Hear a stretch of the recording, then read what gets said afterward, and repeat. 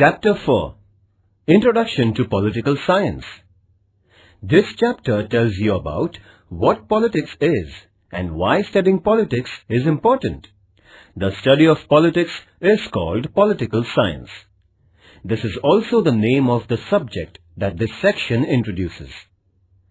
Introduction. We are set to study political science. Never heard of this science? Don't worry. This subject is about the study of the activities called politics. You have surely heard about politics. Whenever someone is aspiring for power or position, we spontaneously say that the person is doing politics. Whenever someone is planning with others how to achieve some objective, one reaction is that they are doing politics. Often, we also imply that doing politics is not a very good thing. But can we live without politics? And is politics really a bad thing? I know. When I wanted to be class secretary, some girls in my class said that I was into politics. Do you know, my sister always makes secret plans with my mother. Father says they are doing politics. But I think politics is a big thing and happens out in the society and not inside homes. As we shall see below, politics is a necessary activity.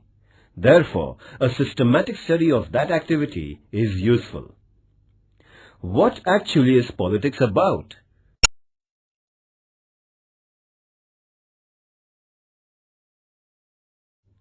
Politics and political science. Do you think that as members of society, we all should know about the way politics happens around us? This subject called political science will help you understand this. What is science? You have heard about science. Science means systematic study. So, physics is a systematic study of the physical materials, and geography is a systematic study of nature and environment, land mass and rivers, and so on. Every area or branch of systematic enquiry is described as a science.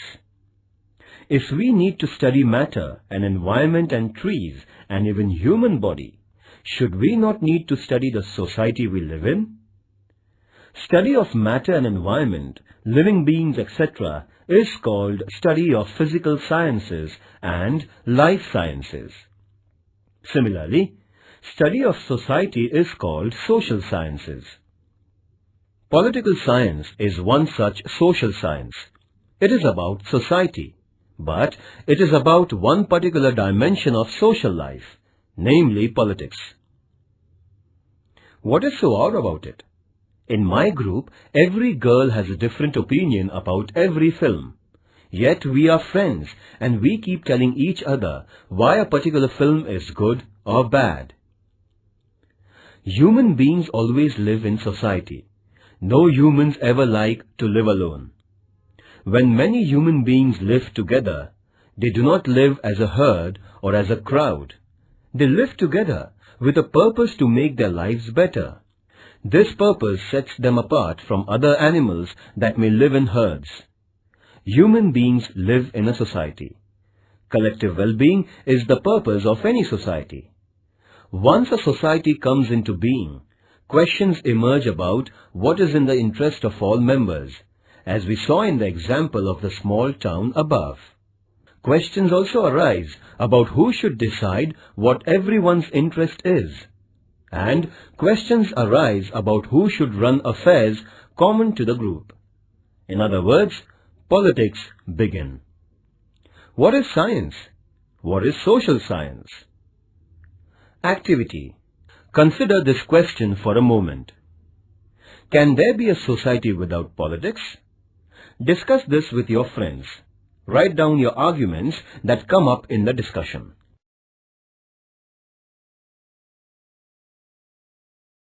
A. What do we study in political science? Realizing that politics is a part of society, thinkers in ancient societies devoted time and energy to study politics and society systematically. Of course, Our society today is so much different from ancient societies. But ideals and ideas about good society propounded by ancient thinkers have always remained attractive. Study of politics always focuses on this question about what ideals are more fruitful for the entire society.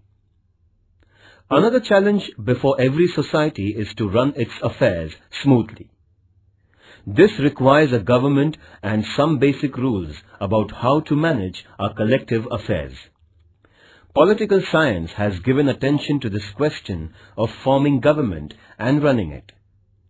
Countries in the world engage in relations with each other. These relations lead sometimes to wars, but often to trade and give and take. Studying political science includes the study of world politics too.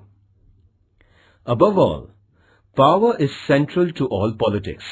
So, the study of political science is related to the question about why people want power and what they do for getting power.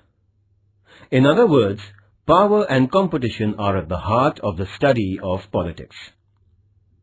Which are the subject matters of political science?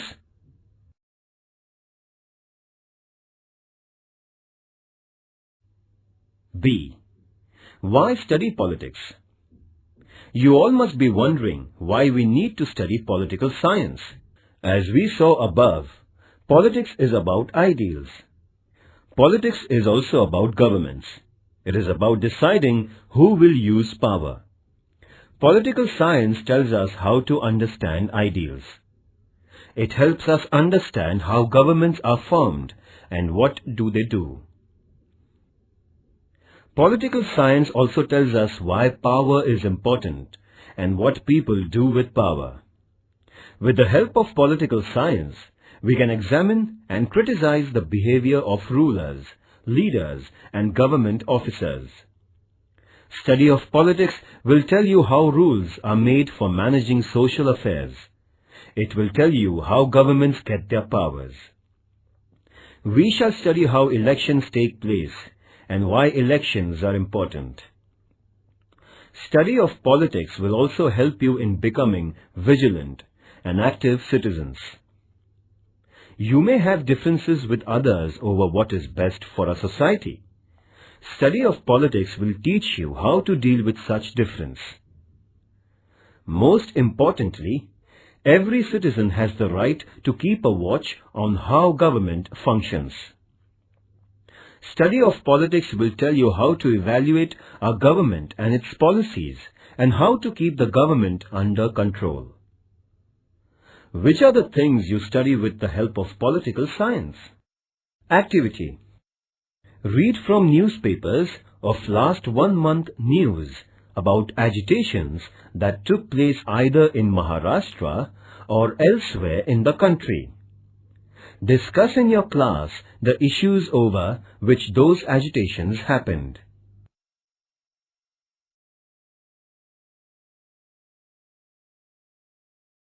Let us look at some examples of politics.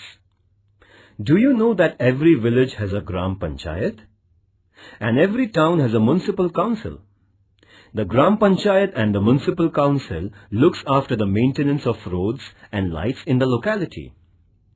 Government of India has decided to spend a lot of money on making provisions for schools because everyone must get education. The government wants to take over land from the farmers for some big project. The farmers are opposed to this move. They organize and start an agitation against the policy of the government. When elections are taking place for the Gram Panchayat or the Lok Sabha, candidates and their parties contact the people asking for their votes. This is known as the election campaign. Activity. Find out from each of these examples why they are called politics. Make a list of those who are most likely to be involved in doing things mentioned in these examples. List out the actors involved in these examples.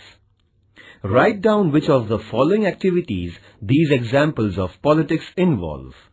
First, deciding policies. Second, running routine government. Third, competing for power. Fourth, expressing differences over a decision of the government. Fifth, setting up a goal or ideal. Activity. Do you know the names of any political parties? Which of these parties actually exist in your village or city? What do these parties do?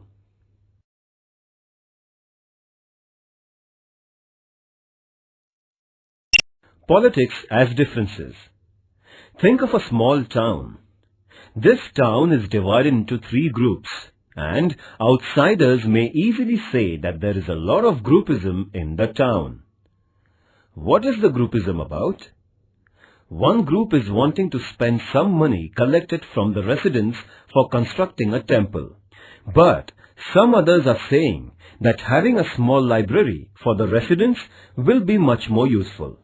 Disagreeing with both these propositions, some residents are saying that it is much more important to first ensure supply of tap water to the poor locality before we think of a temple or a library. Only if the town had all the resources in the world, it could manage all the 3 things. But they have only limited resources. So they have to decide where to spend the money first. Do you think this groupism is bad? Do you think this groupism can be avoided? This example tells us why and how groups get formed. If we know the reasons behind formation of groups, we shall be able to understand how competition among groups is important. Politics as governing. And here is yet another example. Your school is going to start a small library of storybooks for students and says that day-to-day management of this library must be done by students themselves. It is decided that class 9 students should take up the responsibility. Then a competition begins among the various divisions of class 9th. In each division, a few boys and girls want to become secretary of the library. Is there anything wrong in wanting to be a secretary of the students' library? If nobody wanted to be the secretary, who will manage the library? In this same manner, we would need people to come forward to manage the common affairs of the society.